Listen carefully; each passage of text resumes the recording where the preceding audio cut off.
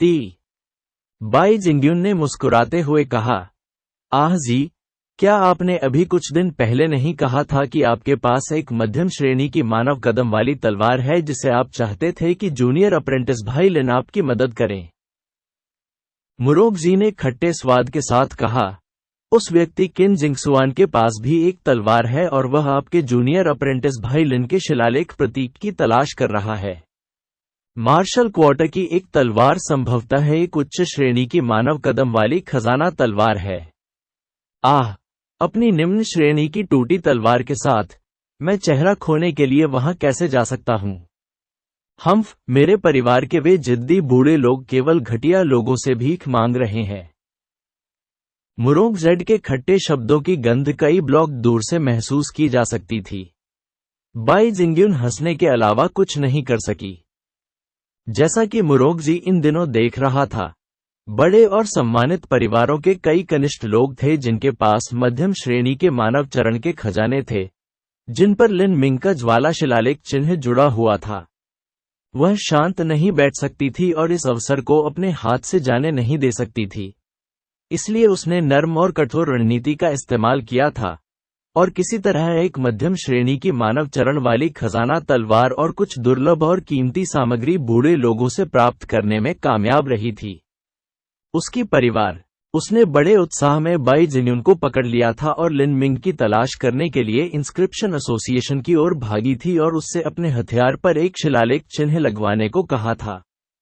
लेकिन अंततः inscription association में पहुंचने के बाद उन्होंने पाया कि लिन मिंग ने वह सभी सामग्रियां एकत्र कर ली हैं जिनकी उन्हें तलाश थी, और उन्होंने अपनी दुकान बंद कर दी है और अब काम नहीं कर रहे हैं।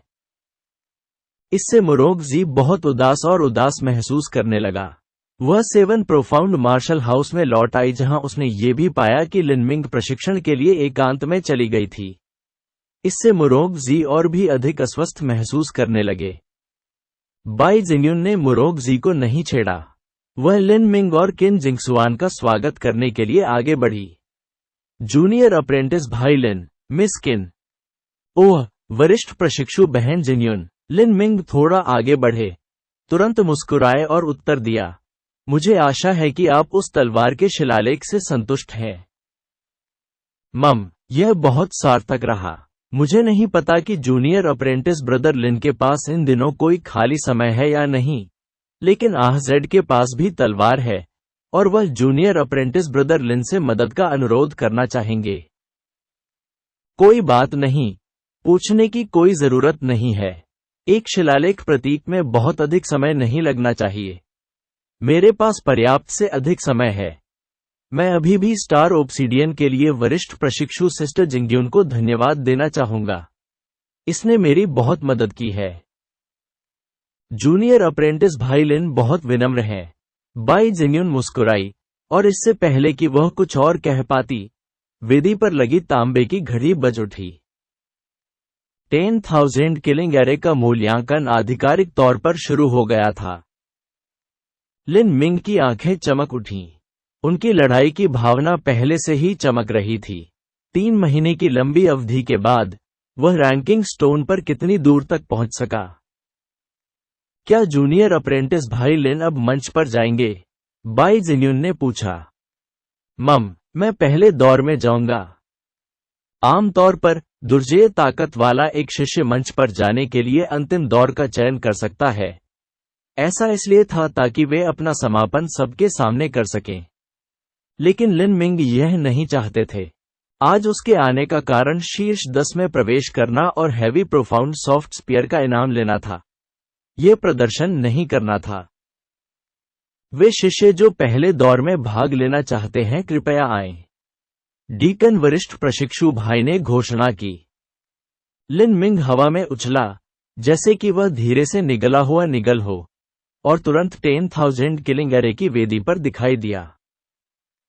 अन्य लोगों ने इस प्रतीत होने वाली भारहीन, हल्की हरकत पर ध्यान नहीं दिया होगा, लेकिन किन जिंगसुआन ने 2 बुजुर्गों, जू फेंगयुआन और सन सिफान के साथ मिलकर ऐसा किया। किन जिंगसुआन को सहज रूप से लगा कि एक पल पहले लिन मिंग की हरकतों में कुछ अजीब था, लेकिन वह ठीक से पता नहीं लगा सका कि यह क्या था। वह केवल चिंतित होकर लिन मिंग को देख सकती थी, क्योंकि उसे वह दृश्य अपने दिमाग में याद आ रहा था। जू फेंगयुआन ने अपनी दाढ़ी को सहलाया और कहा, मिस्टर सन, क्या आपने देखा कि अभी लिन मिंग की हरकत में कुछ रहस्य था? तभी सन सिफान को लिन मिंग का आंदोलन याद आया। उसकी हरकतें बहुत तेज तो नहीं कही जा सकती, लेकिन वास्तव में उनमें कुछ विशेष रहस्य छिपा होता है। औसत व्यक्ति कूदने के बाद गुरुत्वाकर्षण बल और वायु प्रतिरोध के कारण धीरे धीरे धीमा हो जाएगा। हालांकि कूदने की गति तेज थी और दूरी कम थी, लेकिन ध्यान से देखने वाले ये समझ पा रहे थे कि भले ही लिन मिंग औसत गति से वेदी पर कूदे, लेकिन उनका शरीर पंख की तरह भारहीन लग रहा था और उन्हें उड़ा दिया गया था मंच पर एक हवा। ऐसा प्रतीत होता है कि कुछ जगह से बाहर है। ये बच्चा यूं ही कई दिनों तक लापता रहा, फिर भी उसकी प्रगति कम नहीं हुई। अच्छा, देखो। क्योंकि लिन मिंग मंच पर आ गए थे, उन शिष्यों ने, जिन्होंने पहले दौर में जाने की योजना बनाई थी, खुद को रोक लिया जैसे कि वे पूर्व व्यवस्था के तहत आए थे और मंच पर कदम नहीं रखा। अब मूल्यांकन के पहले दौर में एकमात्र व्यक्ति लिन मिंग थे। लिन मिंग ने इन लोगों की परवाह नहीं की और सीधे वेदी पर क्रॉस लेग करके बैठ गए। इस मूल्यांकन के लिए कोई समय सीमा नहीं है। शारीरिक परिवर्तन के शुरुआती दूसरे चरण के दुश्मन को हराने पर आपको 1 अंक मिलेगा।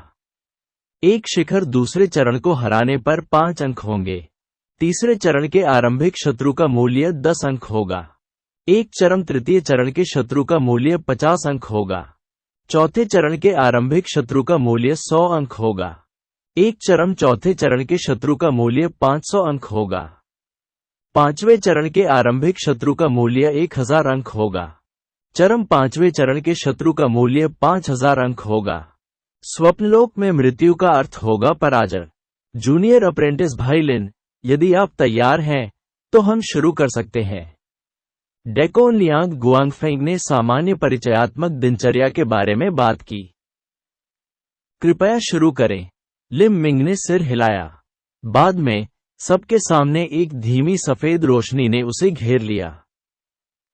लिन मिंग एक बार फिर उस विशाल सफेद दुनिया में प्रवेश कर चुकी थी। उसके पास तरह तरह के हथियार थे। भाला, भाले की शाफ्ट 8 फीट, भाले का सिर 8 इंच, गहरे बैंगनी रंग का लोचदार लोहे का भाला शाफ्ट, बादल शिरा लोहे का भाला बिंदु, कुल वजन 820 जिन्स।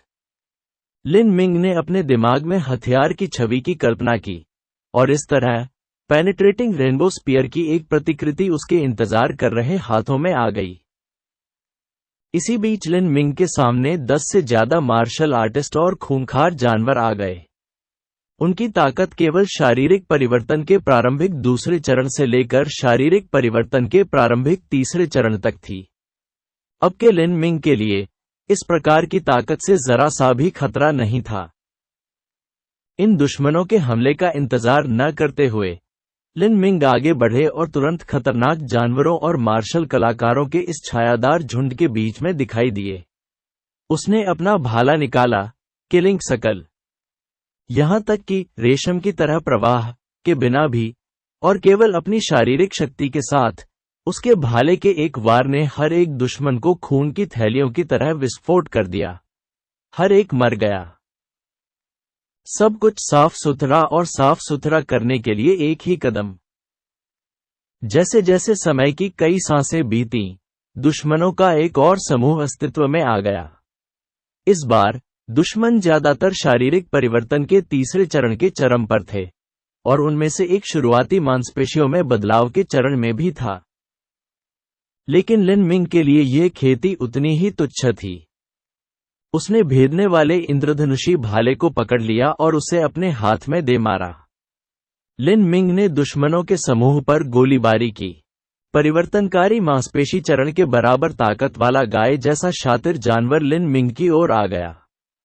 कई हजार जिन्स का उसका विशाल शरीर तेजी से उसकी ओर दौड़ा। इसके 4 रौंदने वाले खुरों से जमीन हिल जाती है, जिससे गंदगी और पत्थर हवा में उड़ जाते हैं। गाय जैसे खतरनाक जानवर की भयानक शक्ति और उसके आक्रमण की शक्ति के अलावा एक महल भी उसके प्रभाव से ढह जाएगा। इस आक्रामक राक्षस का सामना करते हुए लिन मिंग न तो चकमा दिया और न ही भागे। वह चिल्लाया, हथियार नीचे कर दिए, और उसकी प्रभावशाली आभा ज्वालामुखी की तरह उसके शरीर से फूट पड़ी। बार्ड ड्रैगन समुद्र में चला गया। एक दहाड़ के साथ लिन मिंग का भाला उस गाय जैसे राक्षस के शरीर में घुस गया। कच। इस प्रभाव के बल पर भेदने वाले इंद्रधनुष भाले ने गाय जैसे राक्षस की मोटी त्वचा को अलग कर दिया, जैसे कि वह सड़ा हुआ चमड़ा हो, और फिर सीधे गाय जैसे जानवर के शरीर के बीच में फंस गया। दोनों के शक्तिशाली टकराव के कारण भेदने वाला इंद्रधनुष भाला अर्धचंद्र की तरह मुड़ गया। ली मिंग ने अपने दाहिने पैर के साथ तेजी से आगे कदम बढ़ाया और उसके पैर जमीन पर टिक गए, जैसे कि वह एक अचल पर्वत हो जो पृथ्वी के साथ एक हो गया हो। लिन मिंग का शरीर गाढ़े सच्चे सार से भर गया। उसकी कमर झुक गई और उसका शरीर धनुष की तरह लचक गया। उसकी दोनों भुजाएं अचानक उठ गईं, और वह कई हजार जिन गाय जानवर लिन मिंग के सिर के ऊपर से उड़ गया। उस गाय राक्षस को हवा में उड़ाने की एक ही चाल से लिन मिंग की गति पहले ही चरम पर पहुंच चुकी थी। उसने जोर से चिल्लाया और दुश्मनों के झुंड के बीच में जा गिरा। अपने भाले को दोनों हाथों से चलाते हुए उसने एक महाकाव्य महिमा प्रकट की। मर्मज्ञ इंद्रधनुष भाला दर्द के उफनते समुद्र के बीच गोता लगाने वाले बैंगनी काले बार्ड ड्रैगन की तरह था। जहां ड्रैगन की बाढ़ आती है, खून की बौछार हो जाती है, हड्डियां टूट जाती हैं और मांसपेशियां फट जाती हैं। भाले की प्रत्येक चाल से कम 2 शत्रु मारे गए। 10,000 हत्याओं की श्रृंखला ने लगातार नए काल्पनिक शत्रुओं को जन्म दिया। हालांकि पुराने दुश्मन और भी तेजी से मर गए। एक लंबी अवधि बीत जाने के बाद केवल 7 या 8 प्रेत जानवर और मार्शल कलाकार थे जिन्होंने लिन मिंग को घेर लिया था। इनमें से अधिकांश को भाले से मार दिया गया था और उनके पैर टूट गए थे और रीढ़ की हड्डी टूट गई थी। उन्होंने अपनी लगभग सारी युद्ध क्षमता खो दी और जल्द ही उनका सफाया कर दिया जाएगा। 10,000 संहार सरनी के बाहर चौथी अगरबत्ती पहले ही जलाई जा चुकी थी। लिन मिंग वेदी पर बैठा था, उतना ही उदासीन दिख रहा था जितना उसने शुरू करते समय देखा था। जाहिर तौर पर अभी भी वह अपनी सीमा के करीब नहीं पहुंचा था। चौथी अगरबत्ती जल गई है। पिछले 10,000 किलिंग एरे मूल्यांकन के दौरान जब लिन मिंग चौथी अगरबत्ती के पास पहुंचे तो वह पहले ही कमजोर हो चुके थे। फिर भी जिस गति से उसने अंदर के दुश्मनों को मारा वह बहुत तेज था और वह 62वें स्थान पर पहुंच गया। अब यह पहले से ही चौथी अगरबत्ती है और लिन मिंग पर इसका कोई प्रभाव भी नहीं पड़ा है। ऐसा लगता है कि छठी या 7वीं अगरबत्ती तक बने रहना भी कोई समस्या नहीं है। लिन मिंग की बढ़ी हुई ताकत के साथ वह जिस गति से दुश्मनों को मार रहा है वह पहले की तुलना में बिल्कुल तेज है। हो सकता है कि उसने पहले ही उन्हें bone forging stage martial artist बनाने की सीमा तक मार डाला हो। एक प्रारंभिक बोन फोजिंग चरण का मार्शल कलाकार 1000 अंकों के लायक है। मैं कल्पना भी नहीं कर सकता कि लिन मिंग की रैंकिंग कैसी होगी।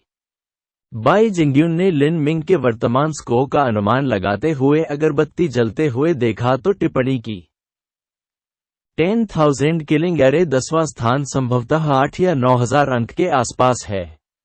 जब तक वह 4 या 5 शुरुआती बोन फोजिंग चरण के मार्शल कलाकारों को मार सकता है, उसके द्वारा पहले से जमा किए गए अंकों के अलावा वह आसानी से शीर्ष 10 रैंकिंग में प्रवेश कर सकता है।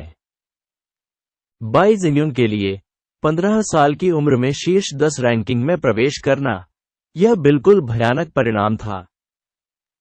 जैसे ही बाई जिंग्यून बोल रही थी, मुरोगजी घास पर पालती मारकर बैठी थी, दोनों हाथों को अपनी ठुड्डी के नीचे रखकर अपना सिर ऊपर उठा रही थी। जब वह वेदी पर बैठा तो उसने लिन मिंग की ओर देखा और उसे वास्तव में कोई आश्चर्य महसूस नहीं हुआ। ऐसा शायद इसलिए था क्योंकि इस लिन मिंग ने हाल ही में बहुत सारे चमत्कार किए थे और लिन मिंग जो भी आश्चर्यजनक चीजें करेगा, मुरोगजी उसके प्रति प्रतिरक्षित हो गया था। वह आश्चर्यचकित होने के लिए बहुत आलसी थी। 10,000 किलिंग एरे में लिन मिंग को बोन फोजिंग चरण के दुश्मनों का सामना करना पड़ रहा था, जैसा कि बाई जिंग्युन ने भविष्यवाणी की थी। हालांकि ये प्रारंभिक अस्थि फोजिंग शत्रु नहीं थे, बल्कि चरम अस्थि फोजिंग शत्रु थे। बाई जिंग्युन ने लिन मिंग द्वारा अपने दुश्मनों को मारने की गति को बहुत कम आंका था। लिन मिंग ने अभी प्रारंभिक परिवर्तनशील मांसपेशी चरण में प्रवेश किया था। चरम हड्डी फोजिंग दुश्मनों के खिलाफ सामना करते हुए उनकी खेती के बीच एक चरण और आधे से अधिक का अंतर था। Peak bone forging. Lin Ming ने लालच से अपने होंठ चाटे। उसकी आंखों में शानदार लड़ाई की भावना चमक रही थी। उसके होठों और चेहरे पर लगे खून के कारण उसकी अभिव्यक्ति विशेष रूप से उग्र थी। जैसे जैसे दुश्मनों की ताकत बढ़ती गई, लिन मिंग पर दबाव भी बढ़ता गया। लिन मिंग की ताकत पहले ही एक सामान्य शिखर बोन फोजिंग मार्शल आर्टिस्ट से आगे निकल चुकी थी। हालांकि ऐसी स्थिति में जब वह दुश्मनों के एक समूह से घिरा हुआ था, जिसने उसका ध्यान सभी कोणों से हटा दिया था, किसी ऐसे व्यक्ति को मारना जो हड्डी फोजिंग चरण के चरम पर था, कठिनाई का एक बड़ा स्तर था। पेंग। लिन मिंग ने लापरवाही से एक peak bone forging stage martial कलाकार के साथ लड़ाई की। यह फैंटम मार्शल आर्टिस्ट वास्तव में एक दुर्लभ छड़ी को हथियार के रूप में इस्तेमाल करता था। जैसे ही लाठी नीचे गिरी, उसमें कुचलने की जबरदस्त ताकत थी। लिन मिंग ने पेनिट्रेटिंग रेनबो भाला लहराया और अन्य कर्मचारियों पर वार किया। हवा में तेज चिंगारियां बरसने लगीं, और भाला और लाठी दोनों ही भयानक प्रभाव से झुक गए। इस समय एक लोचदार हथियार का लाभ सामने आया। यदि वह लाठी लोचदार न होती तो इस प्रहार से मार्शल आर्टिस्ट का हाथ तीव्र कंपन से सुन्न हो जाता। एक पीक बोन फोजिंग मार्शल आर्टिस्ट के पास आश्चर्यजनक ताकत थी, लेकिन लिन मिंग की ताकत उससे भी अधिक थी। अराजक गुणों का मुकाबला मेरिडियन के समर्थन से और रेशम की तरह प्रवाह की शक्ति के साथ, ली मिंग का भाला शाफ्ट अनंत समुद्र के बढ़ते ज्वार की तरह था। यह न केवल दुर्जय था, बल्कि फैला हुआ भी था। पेनिट्रेटिंग रेनबो भाला जो आधे चाप में मुड़ा हुआ था, वापस अपने मूल आकार में मुड़ गया। शिखर बोन फोजिंग काले बख्तरबंद मार्शल कलाकार को लिन मिंग द्वारा पीछे की ओर उड़ते हुए भेजा गया था। इसके विपरीत लिन मिंग ने आधा कदम भी पीछे नहीं हटाया था। पेनिट्रेटिंग रेनबो भाला जो आधे चाप में मुड़ा हुआ था, वापस अपने मूल आकार में मुड़ गया। शिखर बोन फोजिंग काले बख्तरबंद मार्शल कलाकार को लिन मिंग द्वारा पीछे की ओर उड़ते हुए भेजा गया था। इसके विपरीत लिन मिंग ने आधा कदम भी पीछे नहीं हटाया था। सामान्य समय में लिन मिंग आगे की ओर झपटते थे और अपनी जबरदस्त गति से अपने भाले पर वार कर देते थे। भले ही उसका भाला सीधे दुश्मन को नहीं मार सकता था, फिर भी वह एक गंभीर घाव छोड़ देता था। लेकिन अब अगर लिन मिंग बस आगे बढ़ना चाहता है, तो प्रारंभिक हड्डी फोजिंग चरण के बराबर दो खतरनाक जानवर तुरंत उसके दाएं और बाएं होंगे और उसे फेंकने और मारने की कोशिश करेंगे। मरना। लिन मिंग चिल्लाया और भेदने वाला इंद्रधनुष भाला भयंकर रूप से बाहर की ओर बह गया। जैसे ही भाले की नोक असली सार से भर गई और इन दो दुष्ट जानवरों के सिर तुरंत तीव्र कंपन वाले सच्चे सार से हिल गए और फिर विस्फोट हो गया। दोनों दुष्ट जानवरों के सिर तरबूज की तरह थे जो फूटकर अलग हो गए। पूफ पूफ, दो सिरविहीन लाशें जमीन पर गिर गईं। उनके शरीर से खून फव्वारे की तरह फूट रहा था। समय की देरी करने वाले शातिर जानवरों के लिए धन्यवाद। शिखर बोन फोजिंग मार्शल आर्टिस्ट जिसे लिन मिंग ने पीछे की ओर उड़ते हुए भेजा था, वह अपनी सांस वापस पाने में सक्षम था। उन्होंने अपने कर्मचारियों के साथ खुद को सहारा दिया और कर्मचारियों की लोच की सहायता से उन्होंने आगे की ओर शॉट लगाए। दोनों हाथों ने कर्मचारियों को पकड़ लिया और सीधे लिन मिंग पर हमला कर दिया। इस कर्मचारी को अपनी आंखों के सामने आते देख लिन मिंग के मुंह पर मुस्कान आ गई। उसने अपने हाथों में भेदने वाला इंद्रधनुष भाला उछाला और एक छलांग लगाते हुए आगे बढ़ गया। लेकिन इस एक कदम में लिन मिंग एक भयानक गति तक पहुंच गया था। Golden rock shattering the void. Lin Ming के नक्शे कदम पर दूरी पहले ही अपना अर्थ खो चुकी थी। जब शिखर पर बोन फोजिंग मार्शल आर्टिस्ट का स्टाफ नीचे आ रहा था, तो लिन मिंग बोन फोजिंग मार्शल आर्टिस्ट के सामने ऐसे टिमटिमाए जैसे कि उन्होंने टेलीपोर्ट किया हो और अपना भाला बाहर निकाल दिया। कश, लंबा भाला शिखर बोन फोजिंग मार्शल आर्टिस्ट के गले में आर पार हो गया। यहां तक कि 10,000 चालों को भी अत्यधिक गति से नष्ट किया जा सकता है। जब किसी की चपलता चरम पर पहुंच जाती है, तो दुश्मन प्रतिक्रिया करने से पहले ही अपने दुश्मनों को मार डालता है। चोटी के बोन फोजिंग मार्शल कलाकार ने लिन मिंग से ऐसा करने की उम्मीद नहीं की थी। लिन मिंग ने अभी तक इतना भयानक वेग नहीं दिखाया था, और इसका परिणाम ये हुआ कि वह लिन मिंग के भाले से मर गया था।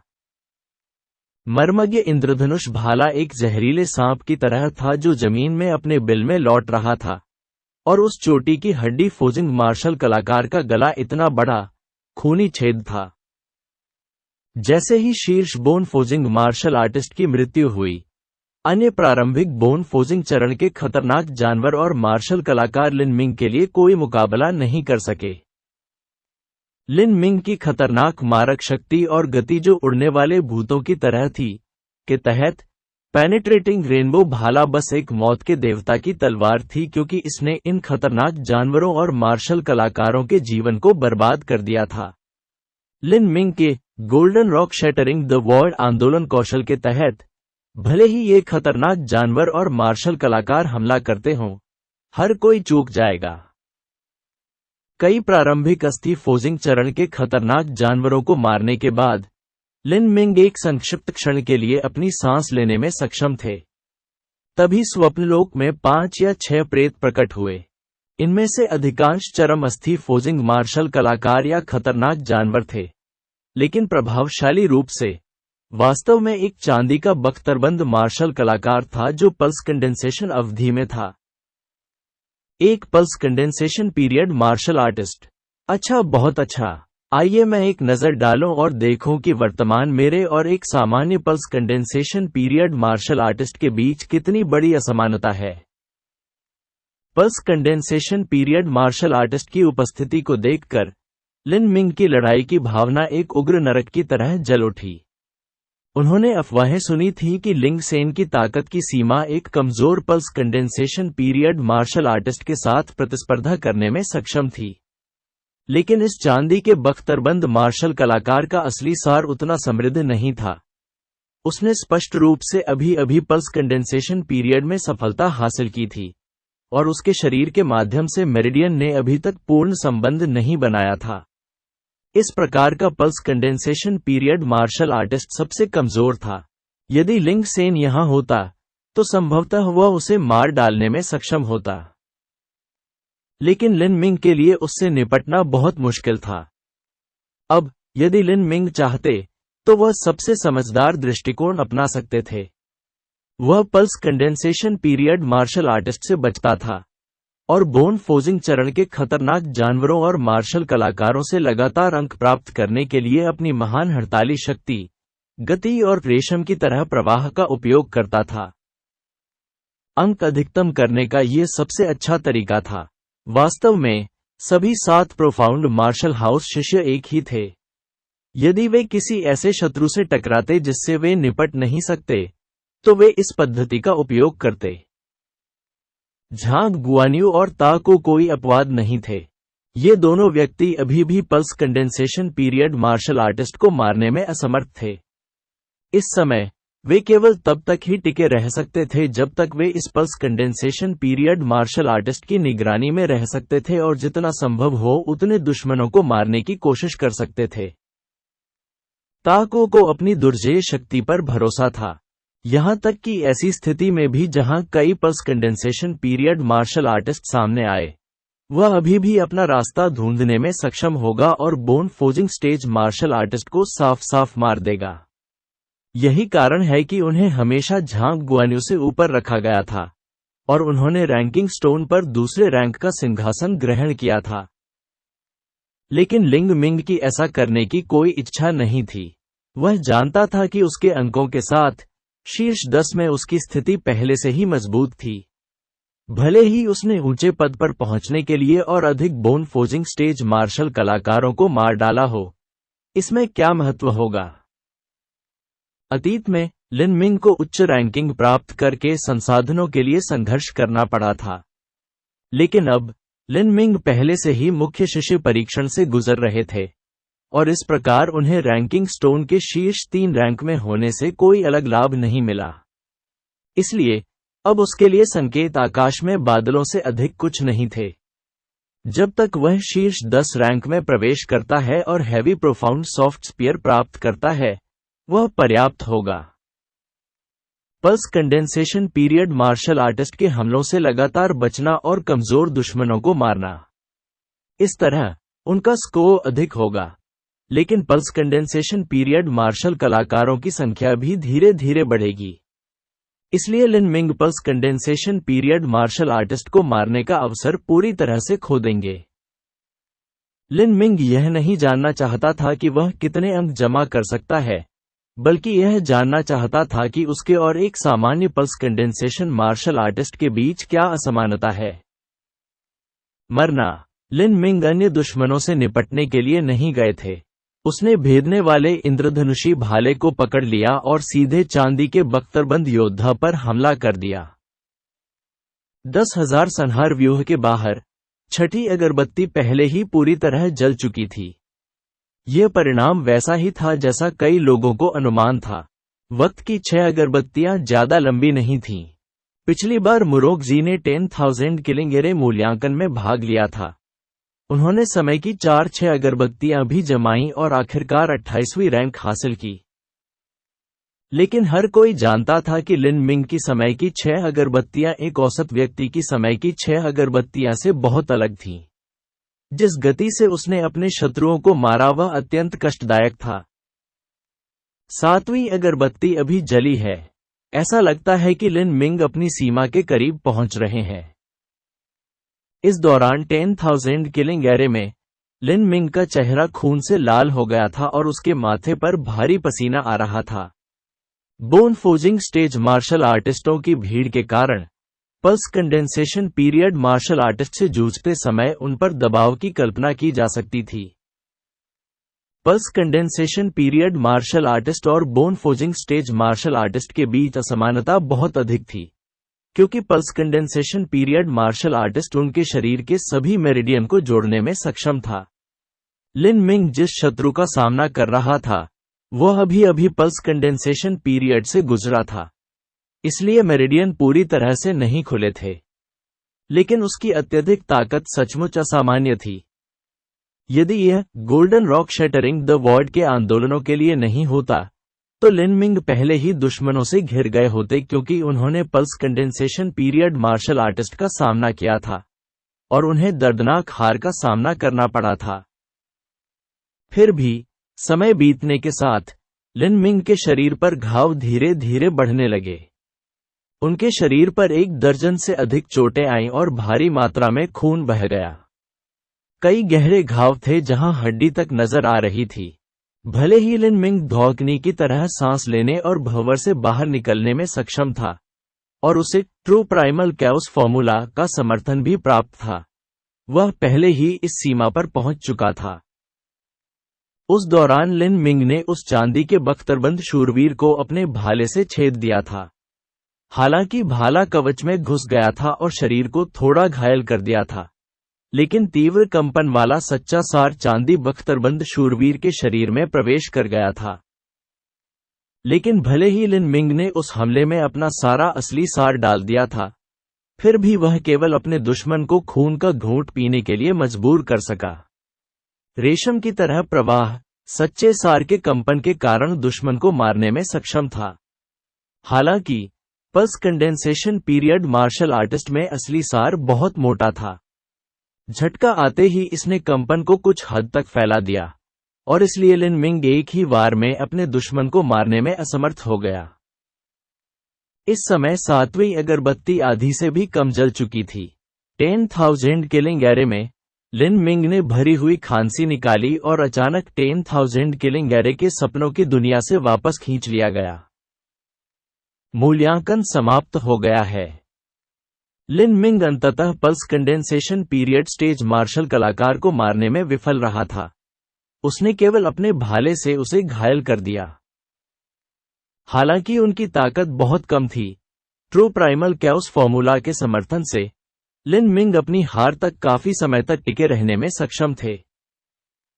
कई बोन फोजिंग स्टेज मार्शल कलाकारों और खतरनाक जानवरों के हमलों और विविधताओं के बावजूद लिन मिंग अभी भी एक pulse condensation period martial artist को घायल करने में सक्षम था। भले ही यह pulse condensation period martial artist 10,000 killing array द्वारा रचित एक प्रेत था, यह परिणाम उसके लिए गर्व करने के लिए पर्याप्त था।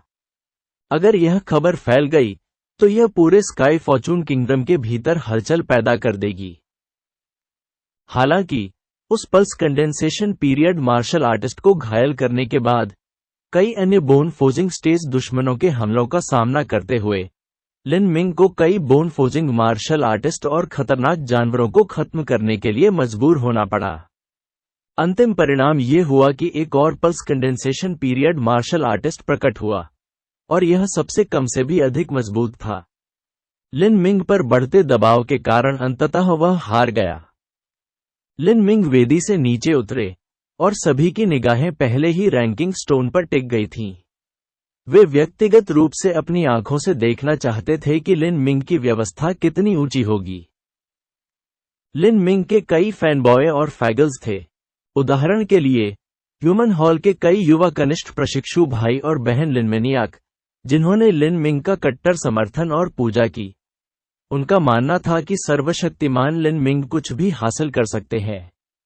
लेकिन पुराने समझदार शिष्यों ने, जिन्होंने कारण देखा, उन्होंने मान लिया कि लिन मिंग के आ जाने का कारण वार्म अप करना था और देखना था कि वह शीर्ष 10 रैंकिंग तक पहुंचने से कितना दूर है।